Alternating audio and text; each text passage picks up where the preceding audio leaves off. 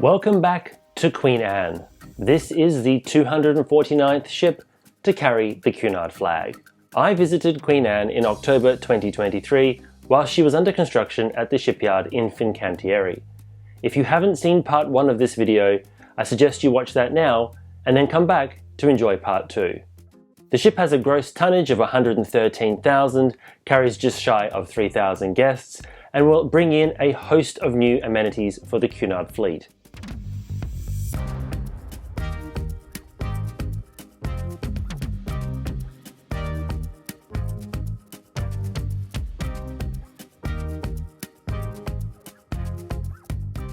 Although Cunard did engage me in my professional capacity, they have not paid me to make this video, and any opinions that I share here are my own.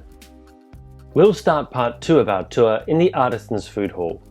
The Artisans Food Hall will have a variety of different cuisines on offer, where crew members will serve food to the passengers depending on what kind of cuisine you're looking for. The offering will be mirrored on the port and starboard side, meaning that you won't have to wander aimlessly throughout the restaurant to find the meal that you're looking for.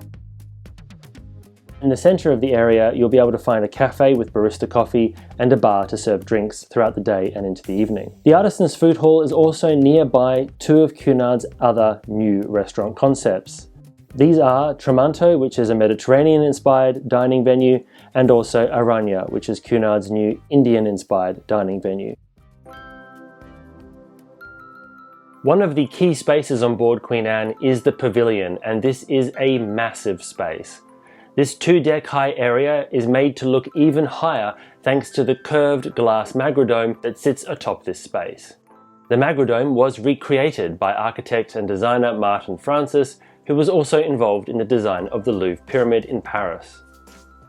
The curved structure gives an extra sense of height here, which really does give this space a wow factor, and even whilst the ship is under construction, you can really feel how vibrant this area is going to be. On the lower level, you'll find a swimming pool and 3 whirlpools, as well as a DJ box for music. There will be a large screen that shows movies on the forward wall. Towards the aft of the space, you'll find areas for a grill, a bar, and a juice bar, as well as a space that serves gelato.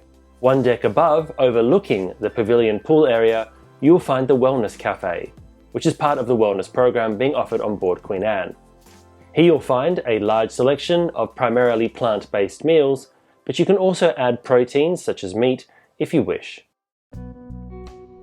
And we will now make our way down to deck 3 and enter into the Britannia Restaurant. The Britannia Restaurant is the signature Cunard restaurant for passengers travelling in Britannia Great Accommodation. And this space is going to be absolutely spectacular. It's a 2-tiered main dining room with beautiful columns that come up from the lower level and then span out onto the roof of the upper level.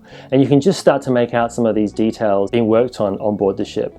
In fact, it was really interesting. On my 3 days on board Queen Anne, the Britannia Restaurant changed each day that we were there, with new details and more interior spaces being created in that restaurant. It'll offer beautiful views over the aft of the ship, very similar to what you can find on Queen Victoria and Queen Elizabeth. And as you enter into the dining room, you'll find 4 sculptures of the 4 Greek wind gods that were very similar to those that were depicted on board the original RMS Queen Mary. Throughout the design of Queen Anne, you'll find that there's been lots of nice little nods to Cunard's history, while still pushing the design forward in a contemporary style. And that brings up an interesting point, because many people have commented that Cunard should be recreating the past. Yet in its history, Cunard was never really known for doing the same thing over and over again. If you look back in history and you think to ships like Lusitania and the Mauritania, they were revolutionary in 1907 for their interior spaces. Lusitania and Mauritania also introduced elevators onto Cunard ships for the first time, pushing forward passenger comforts. Skip again to the 1930s when Queen Mary entered service, and the newspapers were full of reports about how Cunard had gone too far by giving Queen Mary a radically different interior space. Art Deco was used throughout the ship, and whilst traditionalists questioned the choice, the travelling public fell in love with it, and Queen Mary became one of the most successful ships of the 1930s. Once again in the 1960s, when QE2 was introduced, Art Deco gave way to chrome and glass interior spaces that reflected the swinging 60s. So in a historical context, Cunard has never really recreated the past year after year.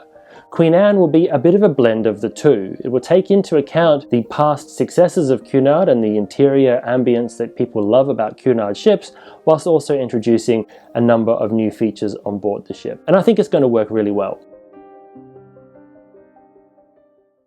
After we leave the Britannia restaurant, we make our way through the gallery, and again people will notice the curves in the bulkheads that have been built into the ship. The whole interior space of Queen Anne has this curved flow to it, with the central core of the ship starting off with circular shapes that then move out towards oval shapes as we get to the bow and stern of the ship. After leaving the photo gallery, we enter into the aft end of the chartroom, and this will be the largest chartroom on any Cunard ship. Queen Anne's chartroom will be broken into 3 distinct zones. The first zone towards the aft will be the quiet and intimate snug zone, where you can meet friends for a conversation in quiet surroundings and be away from the hustle and bustle of the interior space of the ship. In the middle of the chartroom will be the meet and mingle area, where people can meet for drinks, make new friends and have a conversation whilst being able to access the main thoroughfare. And towards the bar area, there will be a lot more vibrancy, where passengers can surround the bar that juts out into the grand lobby, allowing for a great place to meet new people, to feel the vibe of the ship as you make your way throughout the vessel. This overlooks the grand lobby, which is going to be a 3-tiered space.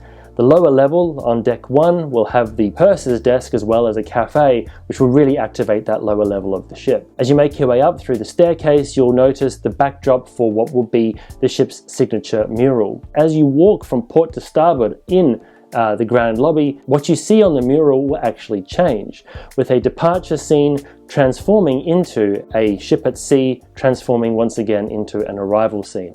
And once it's been installed, it's going to look really spectacular. On the port side of the lobby on deck 2 will be the entrance to the Britannia Club restaurant, which hugs the aft end of the lobby. And this will be a very large space, nice spacious restaurant, custom designed for Britannia Club passengers.